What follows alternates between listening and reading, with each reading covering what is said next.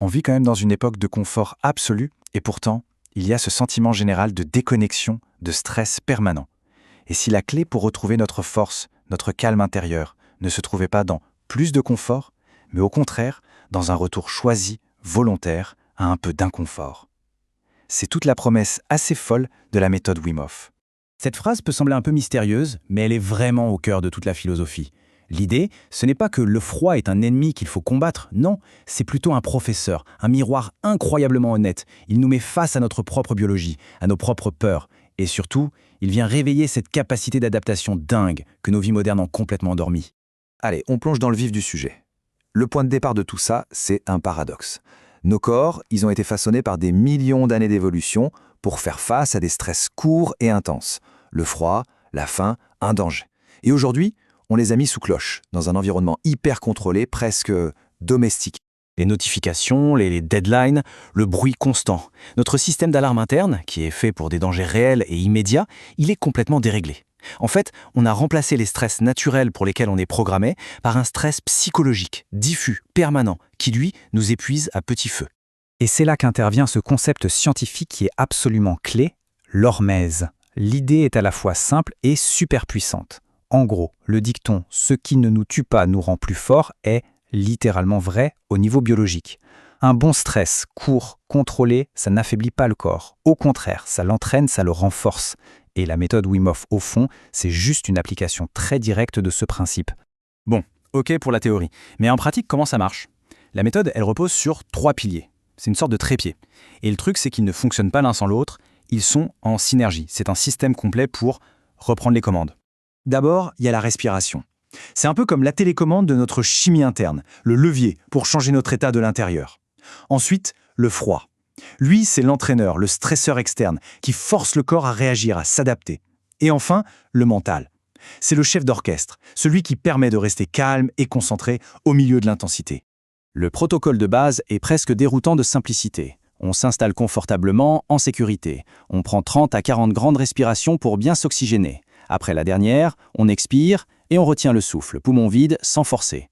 Quand le besoin de respirer revient, on prend une grande inspiration qu'on bloque 15 secondes. Et voilà, on répète ça 3 ou 4 fois. C'est un véritable reset pour le système nerveux. Là, la question qui vient tout de suite, c'est « D'accord, mais comment ça marche ? Comment des exercices aussi simples peuvent avoir des effets aussi profonds ?» Pour ça, il faut aller voir ce que la science nous dit. Pendant des décennies, la réponse de la médecine était un non catégorique. Le système immunitaire, notre première ligne de défense, était vu comme totalement automatique, incontrôlable. C'était un dogme. Et c'est justement ce dogme qui a été sérieusement bousculé par une étude assez révolutionnaire menée en 2014 aux Pays-Bas à l'université Radboud.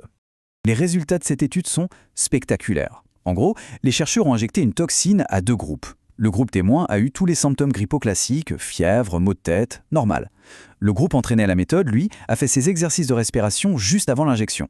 Résultat, une production massive d'adrénaline qui a complètement court-circuité la réponse inflammatoire. Leurs symptômes étaient minimes, voire inexistants. C'était la première preuve scientifique qu'on pouvait consciemment influencer son système immunitaire. Mais ça ne s'arrête pas là. L'exposition au froid, par exemple, ça réactive ce qu'on appelle le tissu adipeux brun. Pensez à ça comme une sorte de chauffage central interne, qui brûle des graisses pour créer de la chaleur.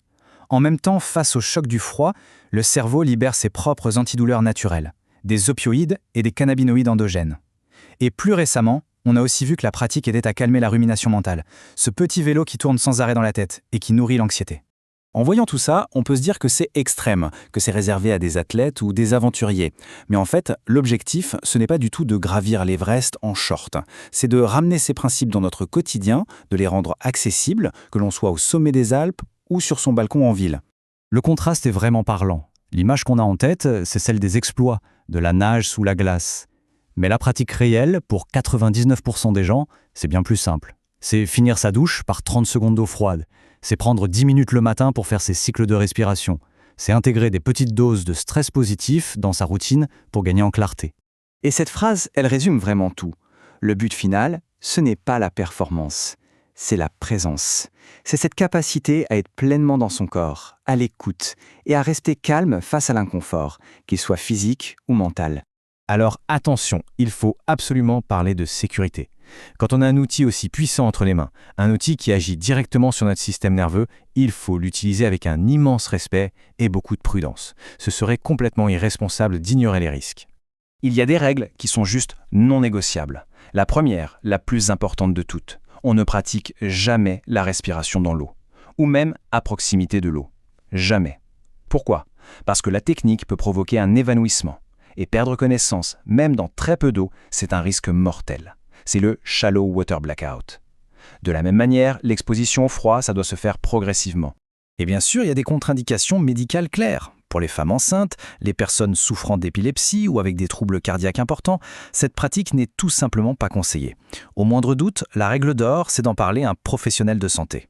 Il est aussi essentiel de garder un regard critique et objectif. Une grande revue scientifique publiée en 2024 a bien confirmé les effets anti-inflammatoires très prometteurs. Mais elle a aussi souligné que beaucoup d'études ont encore des faiblesses et qu'il y a un effet célébrité autour de Wim Hof qui peut biaiser un peu les résultats. La science avance, mais il faut encore des recherches plus solides. Alors pour conclure, si on met de côté un instant la biochimie, les protocoles, qu'est-ce qui reste ? Quel est le message de fond finalement ? Qu'est-ce que cette pratique nous apprend sur nous-mêmes ? Cette dernière citation est peut-être la plus importante de toutes. La méthode ne nous ajoute rien. Elle ne crée pas de nouvelles capacités. Elle vient juste révéler un potentiel qui est déjà là, une résilience innée, qui s'est juste un peu endormie sous des couches et des couches de confort et de distraction. C'est comme un simulateur qui nous rappelle qu'on est bien plus capable de s'adapter, bien plus fort qu'on ne le pense. Alors la question finale, ce n'est peut-être pas « qu'est-ce que la méthode peut m'apporter ?» mais plutôt « quelle est cette force, cette capacité qui sommeille déjà en chacun de nous et qui n'attend qu'un signal pour se réveiller ?»